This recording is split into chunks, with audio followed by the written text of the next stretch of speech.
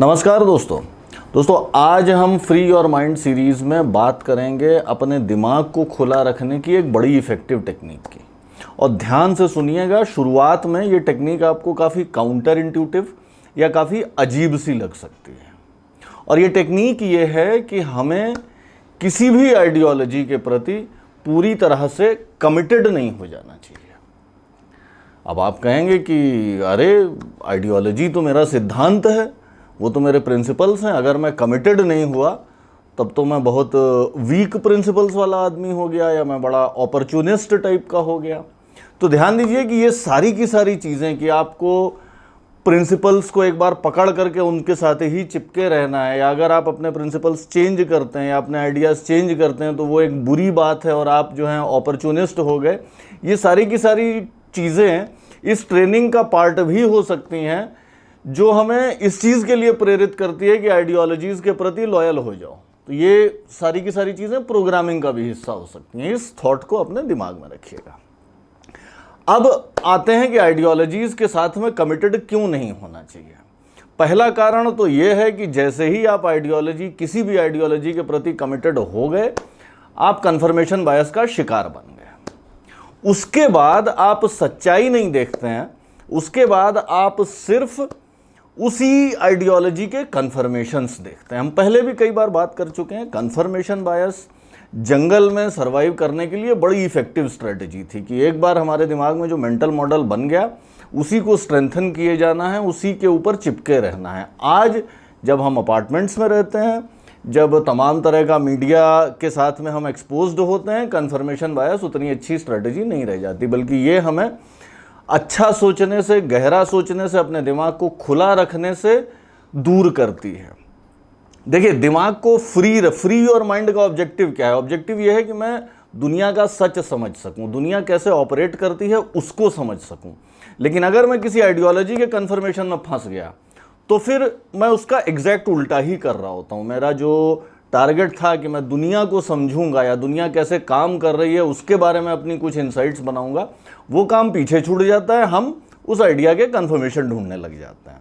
तो पहली प्रॉब्लम तो आइडियोलॉजी के प्रति कमिटेड होने से ये होती है कि आप कन्फर्मेशन बायस के शिकार बन जाते हैं। आप सावन के अंधे बन जाते हैं जिसे हरा ही हरा दिखाई देता है। जी हाँ, कन्फर्मेशन बायस भी कोई नया आइडिया नहीं है। आजकल हम मॉडर्न लैंग्वेज में उसको कन्फर्मेशन बायस कहते हैं। हमारे बड़े बुजुर्ग उसको सावन के अंधे को हरा ही हरा दिखाई देता है ऐसा कहते थे। बट ये आइडिया तो सदियों से चला आ रहा है। और एक बार अगर आप अंधे हो गए तो फिर दुनिया आपको हरी दिखाई देती है या पीली दिखाई देती है, ये तो सिर्फ इस पे डिपेंड करता है कि आप सावन में अंधे हुए थे या गर्मियों में अंधे हुए थे। अंधे तो आप हैं ही, दुनिया का असली रंग तो आप देख ही नहीं पा रहे हैं। तो पहला कारण तो ये है कि आइडियोलॉजी के प्रति कमिटेड ना हो, क्योंकि वो उसके बाद आप कन्फर्मेशन बायस का शिकार बन जाएंगे। अब आते हैं दूसरे कारण पे। ध्यान दीजिए कि कोई भी आइडियोलॉजीज फर्स्ट प्रिंसिपल्स नहीं है। फर्स्ट प्रिंसिपल्स तो बायोलॉजी और फिजिक्स और केमिस्ट्री के लॉज ही हैं जो काफ़ी लंबे समय तक कांस्टेंट रहते हैं, सेम रहते हैं। ये ऐसे सच हैं जिनको वायलेट नहीं किया जा सकता। आइडियोलॉजीज तो इनके ऊपर बनाए हुए लेयर्स हैं जो अक्सर किसी न किसी बिजनेस मॉडल से ऑपरेट हो रहे होते हैं। अब ऐसे में अगर मैं किसी आइडियोलॉजी के प्रति कमिटेड हो जाता हूं तो क्या हो रहा होता है? आप इमेजिन करिए कि आप सब्जी मंडी जाते हैं अपने शहर की और वहां सब्जी खरीदते हैं और वहां 10 लोग हैं जो आलू बेचते हैं। अब आप किसी भी कारणवश एक आलू वाले के प्यार में पड़ जाते हैं, या तो वो आपको आपके गांव का है या आपके स्टेट का है या आपके जैसी भाषा बोलता है, या फॉर सम रीज़न आपको उसका बात करने का तरीका पसंद आ जाता है। किसी भी कारण से आप उस आलू वाले के प्रति बड़े लॉयल हो जाते हैं। तो क्या होगा? शुरू में तो आलू वाला देखेगा कि ये भाई साहब रोज़ आते हैं, अच्छी बात है। उसके बाद उसे ये समझ में आने लग जाएगा कि यार ये भाई साहब तो रोज़ मेरे ही पास से आलू लेते हैं, तो अगर मैं इनको 2-3 दिन पुराना आलू भी चिपका देता हूं तो भी ये रेगुलर आते ही रहेंगे। जबकि दूसरा आदमी जिसकी लॉयल्टी सर्टेन नहीं है उसको मैं अच्छा आलू देता हूं। यहां पे हो क्या रहा है? उस आलू वाले के अगेंस्ट या उस किसी भी सेलर के अगेंस्ट जो आपकी सबसे बड़ी पावर थी, द पावर टू चूज, चुन पाने की ताकत, वो तो आपने छोड़ दी। जहां आप लॉयल हो गए वहां आपने चॉइस लेने की पावर तो छोड़ दी। अब आपने तो कह दिया कि भैया मैं तो तुम ही से लूँगा। अब सारी की सारी पावर उसके पास है, अब ये तो उसके ऊपर डिपेंड करता है कि वो आपको सही आलू दे रहा है, उसकी भलमनसाहत है। किसी न किसी स्टेज पे उसे समझ में आने लगा कि यार इन भाई साहब को सड़े गले भी चिपका दो, चलता है।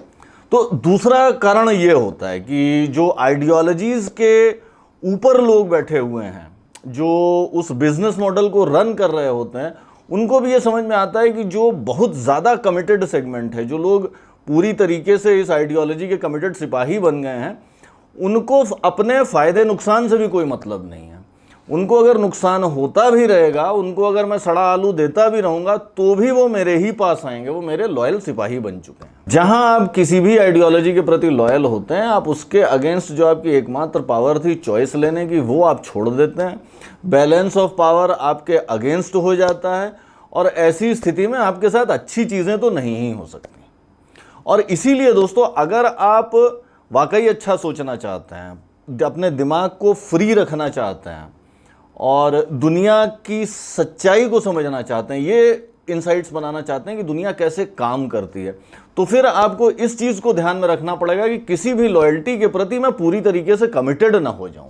मैं अपनी पावर टू चूज़ हमेशा अपने पास रखूं। ऐसा हो सकता है कि हाँ ठीक है, इस आइडियोलॉजी की मुझे कुछ बातें अच्छी लगती हैं, बट मैं ये हमेशा ध्यान रखूं कि ये बातें मुझे अच्छी लग रही हैं, लेकिन मैं कमिटेड नहीं हूं। कल को अगर कुछ बातें मुझे सही नहीं लगेंगी तो मैं इस आइडियोलॉजी का पल्ला छोड़ दूंगा।